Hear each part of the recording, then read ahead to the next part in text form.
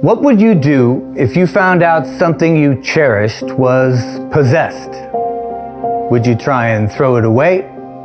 Destroy it? Maybe sell it to some unsuspecting buyer? And how did it become haunted in the first place? Those are the questions we're going to ask as we explore those very objects.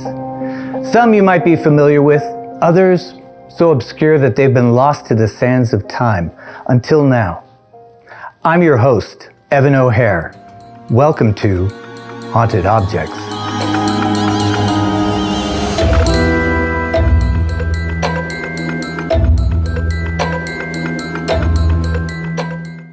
Thanks for watching Haunted Objects. Make sure to subscribe to our channel, like this video, and click the bell so you can be notified when new episodes of Haunted Objects goes live. Now back to the show. Before you buy that trinket at a garage sale or accept that family inheritance, take a look at these haunted objects and decide for yourself if you believe.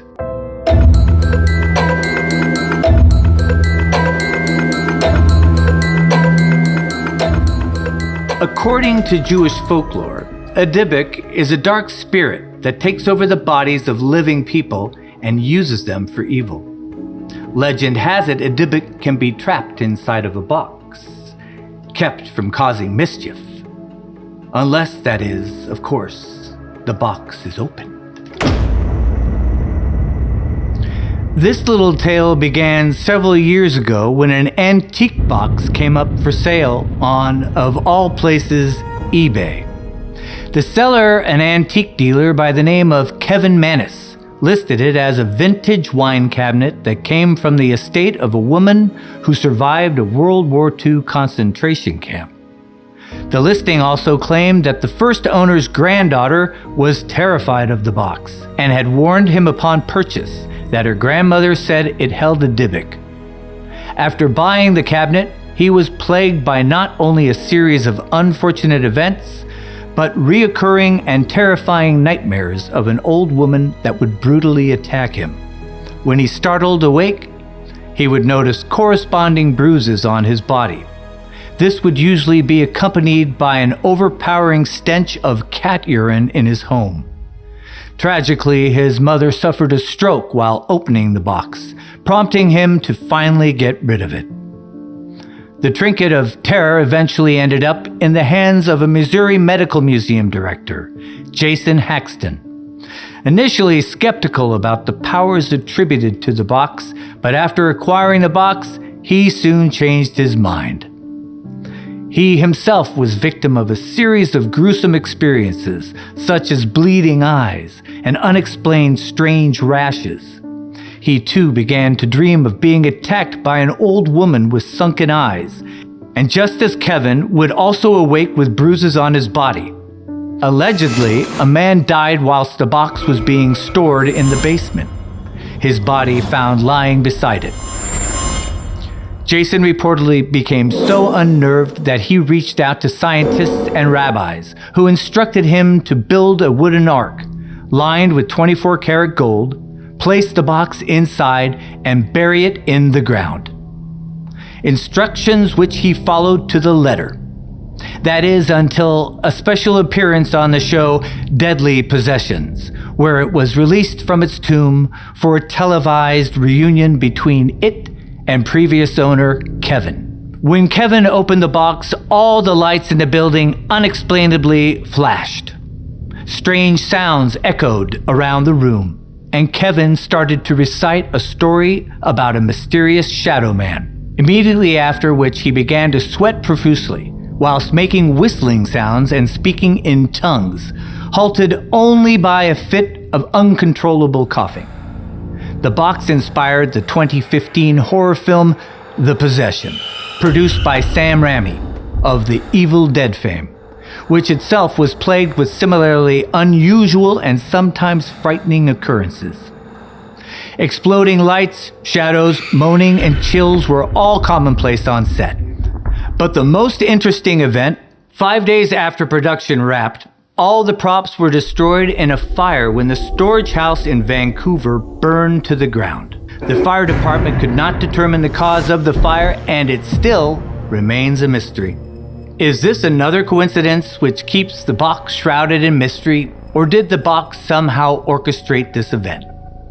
The box was eventually purchased from Jason Hewlett by a familiar name, Zach Baggins, and resides, you guessed it, in the Haunted Museum. The sinister nature of the box means only visitors over the age of 18 who have signed a waiver are allowed to see it.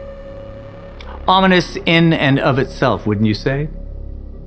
Or just more crafty money-grabbing showmanship.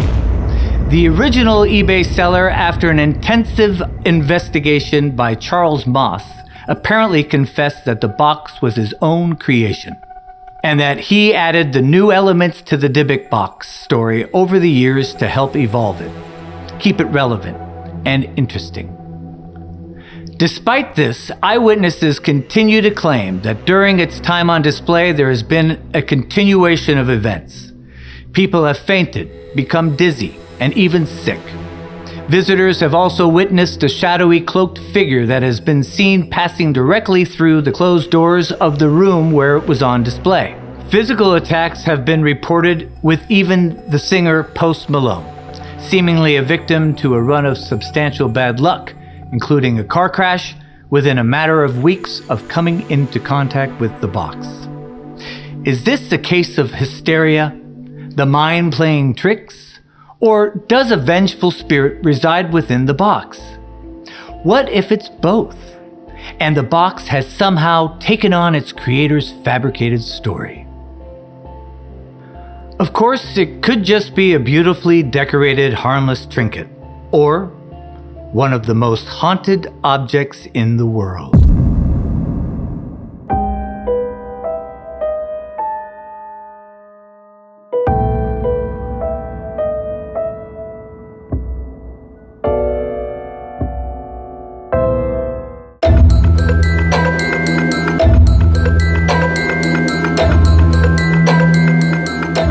A paranormal wishing box, or a harmless yet beautiful, exquisite-looking jewelry box.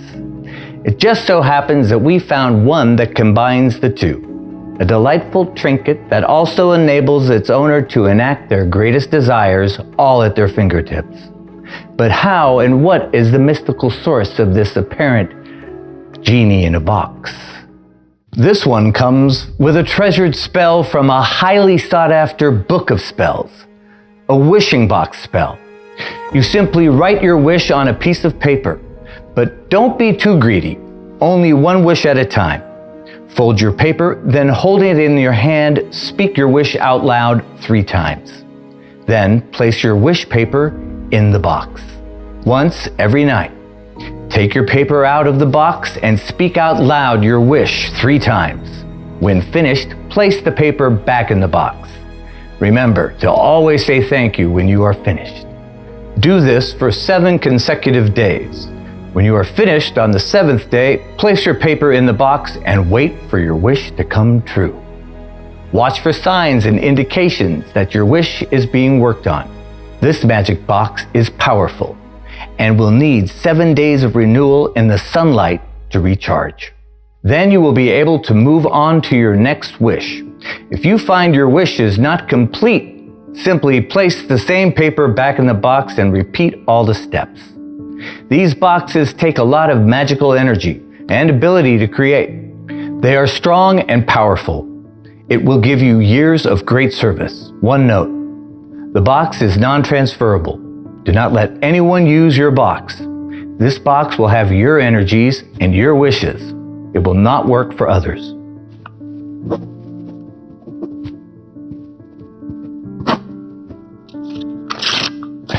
A little bit more delving found out that not only could you purchase an item with the spell already bound to it to grant your deepest desires, but also you can purchase individual spells to cast, seemingly from the source of this item's power.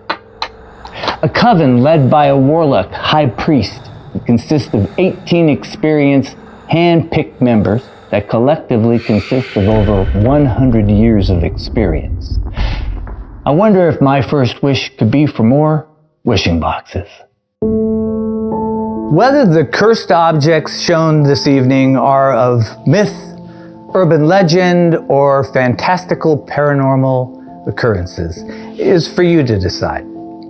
I hope I haven't left you eyeballing your shelves and contemplating your latest thrift shop purchase. But if I did, get in touch. Tell us about your possessed possession, and maybe we'll feature it right here on Haunted Objects.